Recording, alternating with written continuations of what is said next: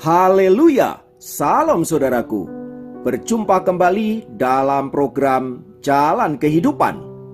Masih dalam segmen Sapa Jemaat di Rumah, kita akan bersaat teduh bersama-sama agar sepanjang hari yang akan kita lalui hari ini sungguh menjadi hari yang menyenangkan dan diberkati oleh Tuhan.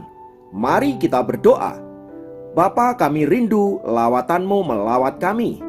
Dan biarlah firman yang sebentar kami renungkan boleh menjadi rema yang akan menuntun sepanjang hari ini untuk kami mentaati kehendak-Mu. Berfirmanlah, kami siap diberkati. Dalam nama Yesus. Haleluya. Amin. Firman Tuhan kali ini terambil dari Ibrani 13 ayat yang ke-6. Ibrani 13 ayat yang ke-6 berkata, sebab itu dengan yakin kita dapat berkata, Tuhan adalah penolongku, aku tidak akan takut. Apakah yang dapat dilakukan manusia terhadap aku?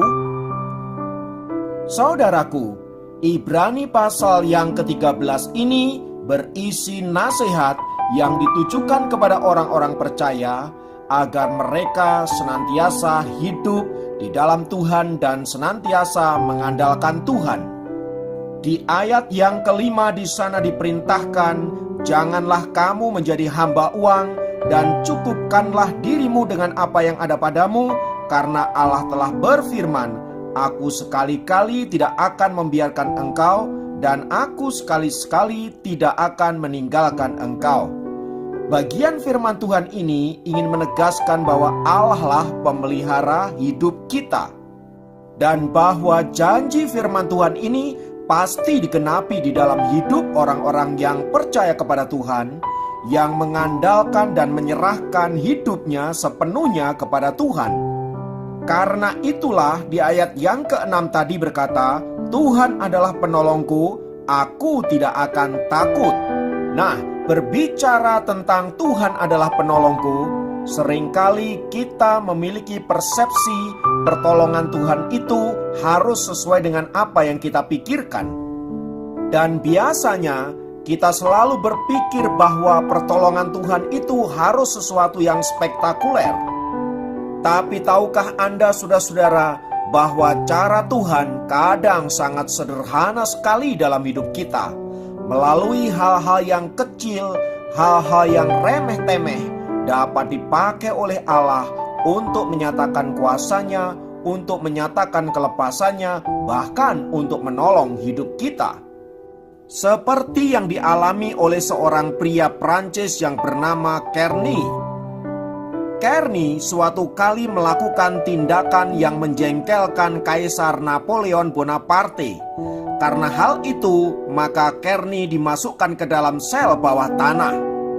Sejak peristiwa itu, teman-temannya, orang-orang dekat mulai meninggalkan Kearney satu persatu, sehingga dia merasa sendirian dan putus asa di dalam penjara.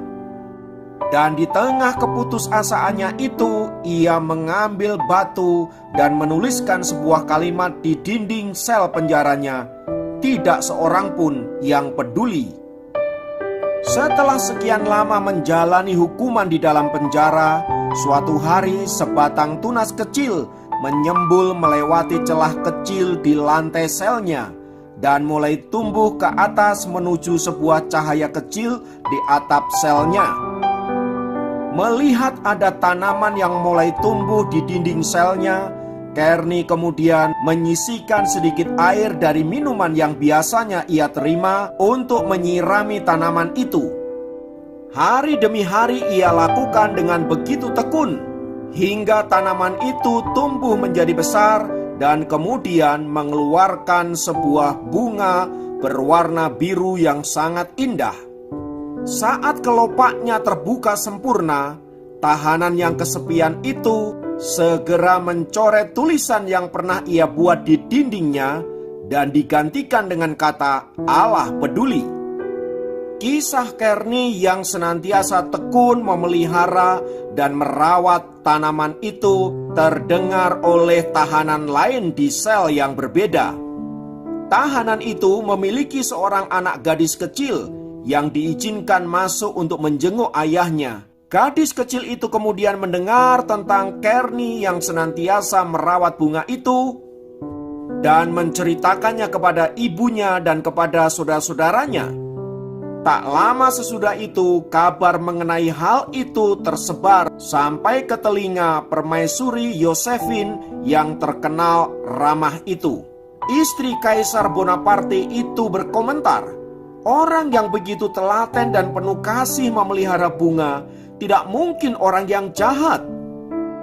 Lalu ia membujuk sang kaisar untuk membebaskan Kerni. Akhirnya hati sang kaisar pun luluh oleh bujukan sang permaisuri dan Kerni dibebaskan. Lewat tanaman yang tumbuh di sel dindingnya itu, Kerni belajar satu hal, bahwa Allah yang ia percayai adalah Allah yang peduli. Saudaraku, kisah di atas ingin mengajarkan kita bahwa pertolongan Tuhan seringkali terjadi lewat hal-hal yang kecil dan sederhana.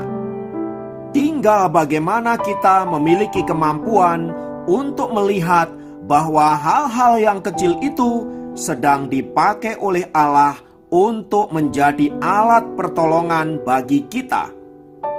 Oleh sebab itu, saudaraku, apapun situasi yang saat ini kita alami, situasi yang saat ini terjadi dalam hidup kita, percayalah bahwa Allah senantiasa memberikan pertolongannya bagi kita.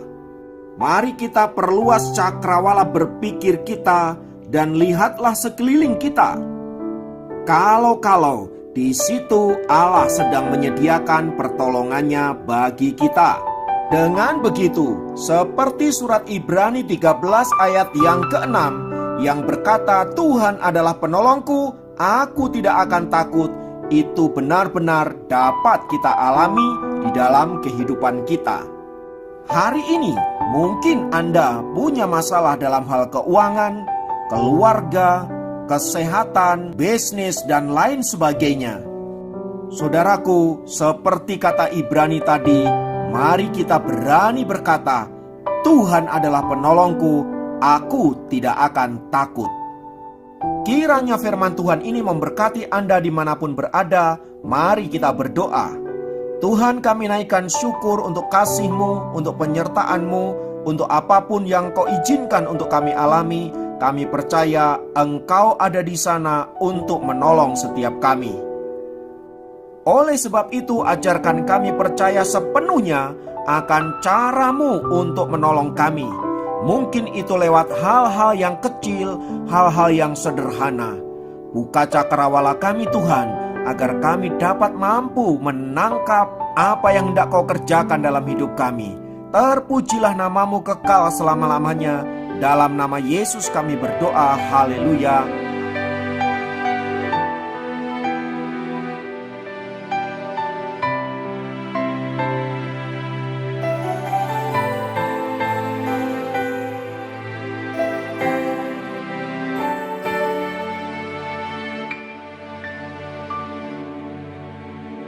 Dalamnya kasih-Mu Bapa, terlebih dari segalanya, pengorbanan yang termulia selamatkanku. Darah yang tercurah, ampuniku atas dosa.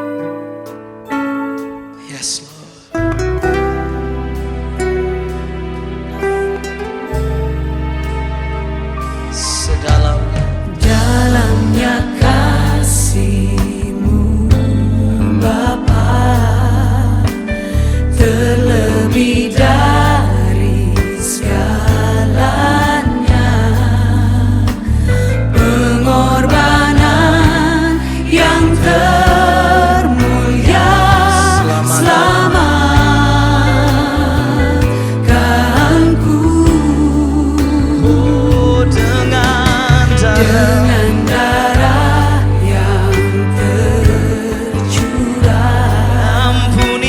Ampuniku atas dosa. Ku bersujud kepadamu, oh Yesus. Mari sembah Dia. Engkau ku sembah, Kau yang terindah. Pulihkanku dengan darah-Mu. Engkau ku sembah, Bapa mulia, seumur hidupku.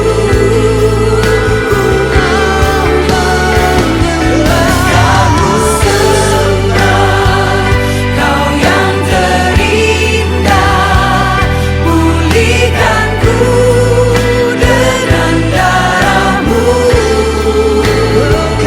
Engkau ku sembah, Bapa mulia, seumur hidupku. Ku mau menyembah-Mu.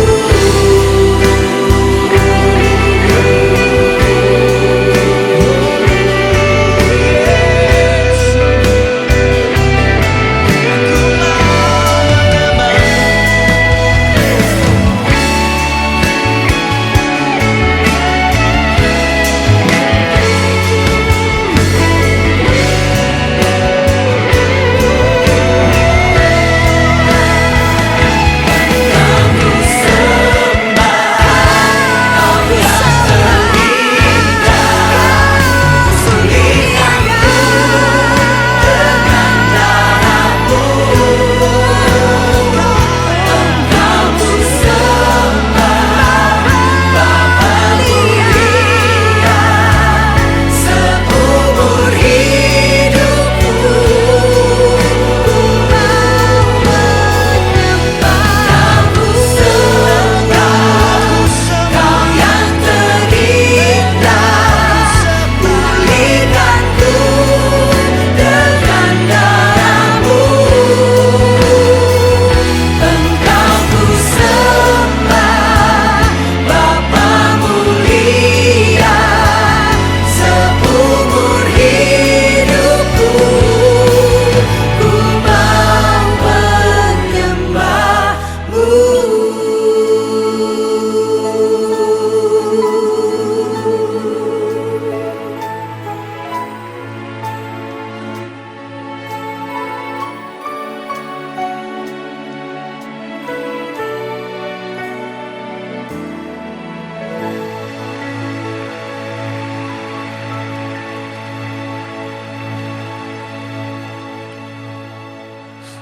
Masih mau memuji dan menyembah Tuhan?